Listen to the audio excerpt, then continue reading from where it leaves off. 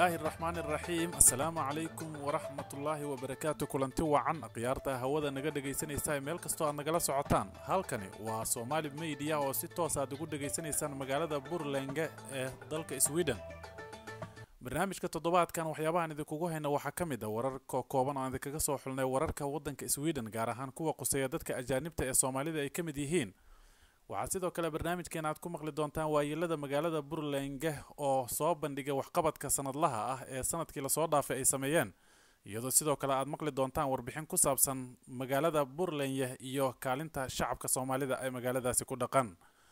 ugu dambeynna waxaan idin soo gudbin doonaa haddii alla idmo dhacdooyinkii ugu waaweynaa ee sanadkii la soo dhaafay 2017 oo aan idinkaga soo xuli doono kuwoodii ugu nuxurka badnaa gaar ahaan marka laga hadlayo arrimaha Soomaalida. waa mar kale iyo barnaamijkeenii toddobaadlaha ee Somali Media balse marka hore waxaan ku nasanaynaa kalimaha suugaanta.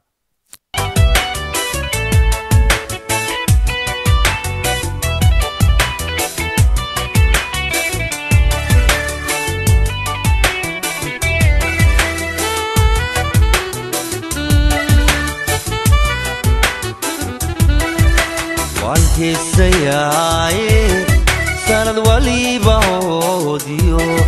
hawliyo dhibaatiyo wuxuu hadii maleeyahay waan higaysayaay sanad waliba oodiyo hawliyo dhibaatiyo wuxuu hadii maleeyahay walaga helaayo aduu lagu xasuustaa walaga helaayo aduu lagu xasuustaa kiino hagaage noqolo hawayay kiino hagaage no hagaage qolo hawayay qolo hawayay kino hagaage qolo hawayay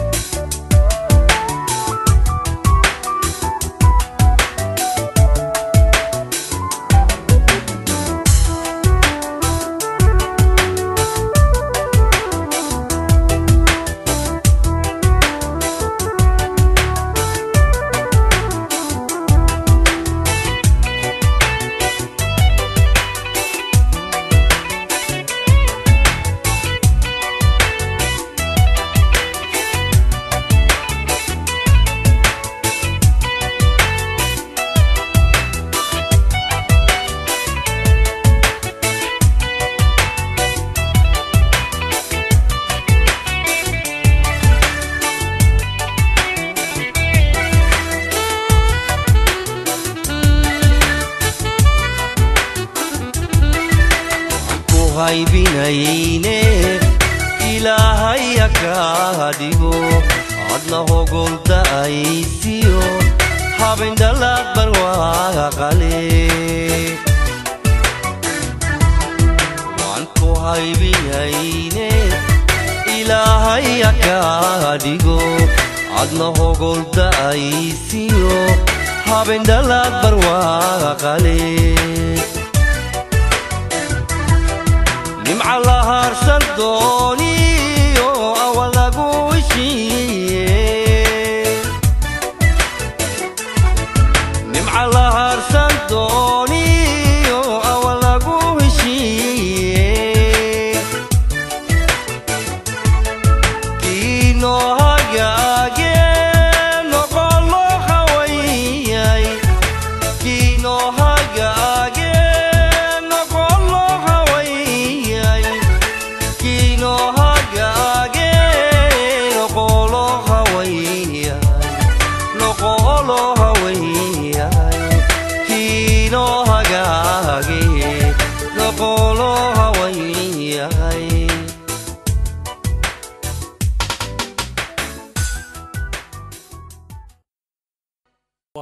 dhageystayaal waxaan intaasi kaga gudbaynaa kaalimihii suugaanta ee barnaamijkeena maanta aan idinku talagalnay balse marka hore aan ku bilaabo warkii caalamka.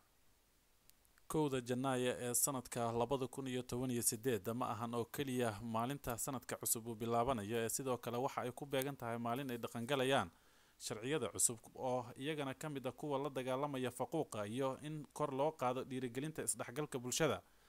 iyadoo haddaba hay-ad arrintaasi loo diyaariyay inay ka hortagto isla markaasna ay dhiirigeliso isdhexgalka ay dhaqan gali doonto kowda bisha Janaayo ee sanadka 2018. hay-adan ayaa waxay ka shaqeyn doontaa in laga hortago faquuqa isla markaasna dadweynaha lagu dhiirigeliyo isdhexgalka inay kordhiyaan. waxaana sida warbixinta lagu daawacay hay-adan ay ka shaqeyn doontaa isdhexgalka bulshooyinka kala dhaqanka duwan isla markaasna loo qoondiyay inay ku baxdo malaayiin dollar oo lagu qiyaasay 225 milyan oo lacagta koronka wadanka Sweden ah. hase ahaatee waxaa jira kooxo ka soo horjeestay oo si weyn u dhaliilay in lacagtaasi ay jirto meelo kala duwan oo lagu bixin karo bulshadana lagu horumarin karo. haddaba agaasimaha hay-adan cusub ee dhaqan galaysa ama la rabo in la howlgeliyo kowda sanadka cusub kowda bisha Janaayo sanadka 2018 ayaa waxa ay sheegtay inay jiraan hay-ado badan oo ka shaqeeya dhinaca isdhexgalka oo ka dhisan gobolada dalka iyo kuwa la shaqeeya dowladda federaalka kuwaas oo la sheegay in aysan iska warqabin oo ay tahay meesha ay ka jirto baahida hay-adooda ay ka shaqeyn doonaan sida ay warka u dhigtay. waxaa sidoo kale ka mid ah in la baahiyo akhbaarta ama wararka gaarka ah ee shakhsiga xaaladiisa caafimaad la xiriira ama sawiradiisa iyadoo arrintaasina sharcigan uu ku tilmaami doono ama loo arkay inay tahay mid dembi weyn ah oo isla markaas lagu jabinayo sharciyada dhaqan galaya sanadka cusub. haddaba qofkii ay ku cadaatay inuu sharciyada noocaasa ku xadgudbay ayaa waxa sharcigan uu muujinayaa in uu la kulmi karo xabsi ama ciqaab ilaa iyo 4 sano ah. cisbitaalka magaalada Göteborgna waxa uu soo saaray in feejignaan buuxda laga galo kiis cudurka faafa ee jadeecada oo ay ka heleen qof ka soo laabtay dalka dibadiisa. waxaana isla markiiba ay dalbadeen shaqaale dheeraad ah oo kala shaqeeya sidii loo xakameyn lahaa faafidda cudurkaasi oo ay ku tilmaameen mid si aad ah u faafa. 10kii bishan tagtay ee sanadkii hore 2017 ayaa waxaa laga helay kiis ka mid ah cudurkaasi jadeecada qof ka soo laabtay dalka dibadiisa. waxaana kadib baaritaan ay sameeyeen ay ogaadeen inay jiraan ilaa iyo 8 qof oo cudurkaasi qaaday. agaasimaha cisbitaalkaasi Göteborg ku yaala ayaa waxa ay raadiyaha Sweden u sheegtay in hadda ay ku howlan yihiin sidii ay u xakameyn lahaayeen faafidda cudurkaasi sidaas darteedna ay isku dayayaan inay ogaadaan qof kasta oo cudurkaasi uu gaaray. waxayna ahayd markii ugu horeysay 10ka bisha December ee sanadkii tagay 2017. ugu dambeynna waaxda gaadiidka wadanka Sweden ayaa maanta ogolaatay in basas darawal la'aan ah ay ka howlgalaan magaalada Stockholm waana markii ugu horeysay taariikhda dalka Sweden iyo Scandinavianiskaba ay ka shaqeeyaan basas noocaana. basaskan ayaa isaga gudbaya inta u dhaxaysa Kista Mall ilaa iyo Victorian Tower oo ah waqooyiga magaalada Stockholm waxaana la qiyaasayaa in 1.5 kilomitir ay jarayaan markiiba iyagoo ku soconaya xawaare 20 kilomitir saacadiiba ah. basaskan bilaa darawalka ah ayaa adeegsanaya GPS iyo sensor si loo xaqiijiyo inaysan ka bixin wadada sidaasay tahayna waxaa saaran darawal aanan waxba qabanin balse loo qorsheeyay in uu hago ama uu xakameeyo haddii sistamka basaskaasi ay qalqal ku yimaadaan. ma lahan wax isteerina balse waxaa loo dhisay qaab loo xakameyn karo haddii ay qalqal ku yimaadaan sistamka basaskaasi loo dhisay. waa 2 bas oo markiiba ay raaci karaan 12 qof iyadoo hadda ay ka dhex shaqeeyaan Kista Mall ilaa iyo Victorian Tower mana ahan wax lacaga. waaxda gaadiidka wadanka Sweden ayaa sidoo kale waxa ay sheegtay in hadda ay ku howlan yihiin ilaa iyo 7 bas oo kale oo la mid ah kuwan waxaana ay rajeynayaan inay wadada saaraan basaskaada sanadka 2018. intaasina waxa ku dhan wararkii ugu nuxurka badnaa ee kaga soo xulnay warbaahinta wadanka Sweden. iminkana waxaad ku soo dhawaataan magaalada iyo kaalinta shacabka Soomaalida waxaana warbixintaasi isku soo dabariday halkaana ka soo jeedinaya wariye Faysal Xirsi. magaalada Pureland waa caasimadda labaad ee gobolka Dalarna waana magaalo ay ku nool yihiin bulsho badan oo iskugu jiraan Swedish iyo dad ajnabi ah iyagoo wadanka ku kala yimid sifooyin kala gedisan. dadkaas ku nool magaalada Pureland ayaa lagu qiyaasaa tiradooda inay tahay 51,000 ilaa 52,000. haddaba magaalada Pureland waxaa jooga dad Soomaali oo ku nool oo tiradooda lagu qiyaaso 3,500 ilaa 4,500. haddaba si aan arrimahaas wax uga ogaano ayaa waxaan waraysi la yeelanay siyaasi macallin Fanax. magaaladan Pureland waxaan soo degay 1998 Soomaali ayaa ku nooleed والله dadka deganaa waxay ahaayeen qoysas oo caailoyin u badnaayeen ilaa waxa lagu qiyaasay 18 qoys ayaa deganeed magaaladan. jawigu markaas dadka Soomaaliyeed sidee ula qabsadeen magaalada maadaama aysan weligood imaan oo aad markaas ku cusboonaa dalka magaaladuna ay 18 qoys deganeed xaaladdu sidee ahayd markaas magaalada ku cusboon wadanka kuma cusboonayn waxaan imid wadanka 90 meeyda imid laakiin waxaan magaaladan u imid jaamacad ku taalo Burlenge aan u imid sanadkii saddexaad waada lagu soo dhaweeyay dad aad u farxad badan oo wanaagsan ay ahaayeen si fiican ay soo dhaweeyeen magaalada aadana ay gacan qabteen oo dad wanaagsan oo waxay ahaayeen hal meel ku wada kulansan oo fikrad ka wada dhaxaysa Soomaalinimo ka wada dhaxaysa ay ahaayeen markaas midda kale haddii aan ku weydiiyo macallin Fanax jaamacad miyaan magaaladan ku dhamaysay ha waxaan dhameeyay wax la yiraahdo Vego Polytechnic Engineer ayaan ku dhameeyay gormeed markii kugu horeysay siyaasadda aad damaaciso inaad gasho wadanka waxa laga joogaa isla sanadkaas aan ku beeray xisbiga Social Democratic ilaa in muddo ah oo aan ka tagay dabaaqadii sanadka hadda la soo dhaafay oo aan ka tagay sababo badan dartood waxaan ka tagay 2017 ma jiraan dad adiga ka horeeyay ee markaas siyaasiyiin ah oo magaalada ku nool oo Soomaaliya oo xisbiyo kale ku jira maya waxaad ahayd qofkii ugu horreeyay maxaad rajaynaysaa doorashada soo socota maadaama aad tahay siyaasi u tartamay xisbi baarlamaanka sare maxaad rajaynaysaa waxaan rajaynayaa inuu Ilaahay raado inaan ku guuleysano sanadkan ka soo galno meel fiican waa sanadkii labaad ee aan isku sharaxo baarlamaanka weyn siyaasigaas oo sheegay inuu ahaa shakhsiga ugu horreeyay ee Soomaaliya ee isu sharaxa magaalada Burlenge xildhibaanka golaha deegaanka haddaba waxa magaalada ay Burlenge ay leedahay 3 xildhibaan oo ka tirsan golaha deegaanka mid kamida wuxuu ka yimid xisbiga Social Democratic laba kamidana waxay ka yimaadeen Milyo Partiga haddaba waxaan rajaynaynaa in sanadkan doorashada soo socota ay ka badnaato tiradii markii hore iyagoo qaar kamid ay u sharaxay yihiin xildhibaanada baarlamaanka dhexe ee dalka Sweden ee 349 qaar kalena u sharaxayeen golaha deegaanka wali waxaan bartamaha ugu jirnaa barnaamijkeeni toddobaadlaha ee Somali Media iminkana waxaan u janjeereynaa dhinacaas iyo odayaasha waayeelada ama beequnaarka magaalada oo toddobaadkan qabsaday warbixintii sanadlaha ahaa ay ku soo bandhigeen sanadkii la soo dhaafay waxyaabihii ay qabteen arrintaasina waxaa isku soo dabariday halkana ka soo jeedin doona Cabdinaasir Mire ururka waayeelada degmada Burlenge oo ah urur ka dhisan degmada Burlenge ayaa sanad walba waxa uu soo diyaariyaa warbixin sanadleele ku saabsan waxa ay qabtaan ururka ayaa waxa uu soo bandhigay sanadkan waxqabadkii sanadkii tagay haddaba ururka waxa halka uga hadlay gudoomiyaha ururka Engineer Abukar oo isagu ka hadlay qaabka waxa ay u soo qabteen iyo waxa ay qabteen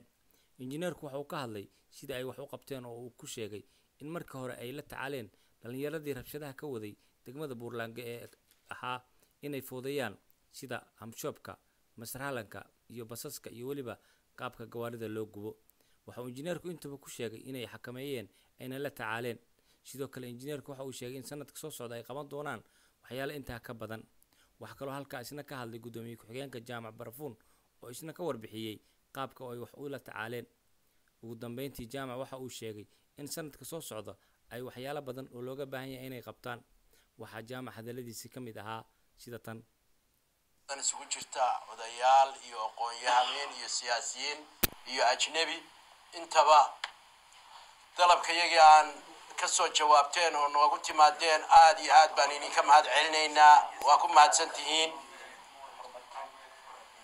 mahadcelinta markaan ka gudbo ururku wixii uu qabtay iyo hawshii uu soo qabtay gudoomiyaha ka warramay hadday premium leedahana idinkaanu idinka sugaynaa hadday dhaliil leedahana idinkaan noo sheegi karaa qofku waxa weeye ninna dhabarkiisa ma arko taa idinkaanu idinka sugaynaa inkastoo aan ka xumaay inay xaaladda ku wanaagsaneyd microphone inaan isku gaarsiino hadalka laakiin waxaan isku dayaa in codka aan dheereeyo intaa waxaan ku darayaa annagu odayaal baan nahay odayna waxa laga sugaa waa talo inaan talo soo jeedino oo ummadda wixii nala habboon u sheegno ayaa waajib nagu ah waxaan isleeyahay talooyinkan aynu ku habboon inaa ummadda u gudbisaan ayaan isleeyahay inaa hal iyo laba ka soo jeediyo talooyinka nagu habboon waxa weeye ummaddan reer Pureland ee Soomaalida ah ee midda ah ee ilaahay ummadda uu u saqilay oo la soo dhaweeyay waxa ku habboon sida ay ummadda martigelisay ula jaan qaadi lahayd hadday sharciga siday ugula dhaqmi lahaayeen waa qodob aqoontooda u kobcin lahaayeen iyo sida ay iyagu midnimadooda u ilaashan lahaayeen mid diineed mid dhaqan mid horumar arrimahaas oo dhan inay hadda meesha ay joogaan ka laabaan way wanaagsan yihiin ma dhaliilsani maalinba in bay soo joogtay maanta marxalad fiican bay maraysaa laakiin in hore looga sii gudbo oo muxuu ahaaye mug iyo miisaan ku yeelano meesha aynu ku noolahay innaga oo mid ah waxaynu wax ku goosan karnaa waa midnimo muggeena iyo miisaankeena wuxuu soo baxayaa markii meelaha badan layna ku arko siyaasadda aynu ka dhex muuqanno shaqada ka dhex muuqanno muxuu wax qabadkana aan ka dhex muuqanno gabagabadii iyo guntii barnaamijkii ay maanta soo bandhigeen waayeelada degmada Pureland ku saabsan waxa ay ahayd mid ay dadkii ka soo qayb galay ay ku riyaaqeen waxqabadka ay u qabteen shacabka ku nool magaalada Pureland haddaba ururkan ayaa dhisnaa muddo 2 sano ah waxa uuna qabtay waxyaalo badan oo ay ka mid yihiin qaababka ay ula dhaqmeen dhalinyarada dibabka ka sameeya meelaha ay dadku isugu tagaan gabagabadii barnaamijka ayaanu maraynaa waxaan wax idin ka soo gudbin doonaa dhacdooyinkii sanadkii tagay saaxiibkay Faisal oo ila fadhiya stuudiga ayaan wax ka weydiin doonaa dhacdooyinkii sanadkii tagay Faisal bal ku soo dhawow wax nooga taataabo dhacdooyinkii sanadkii tagay mahadsanid cabdinaasir wariye cabdinaasir mire waad mahadsan tahay haddii aan xasuusano sanadkii tagay dhacdooyin aad iyo aad u xanuun badnaa ayaa ka soo maray dadka Soomaaliyeed oo ay ka mid ahaayeen 14 Oktoobar 2017 xasuuqii Soobe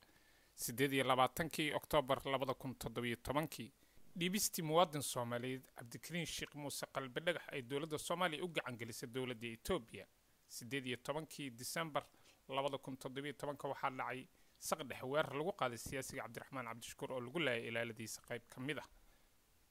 haddaba waxaa kaloo ka mid ahaa ciidan gurigii la weeraray senator Cabdi Xasan Cawaale Qaybdiid oo ka mid ah senatarada aqalka sare ee dalka Soomaaliya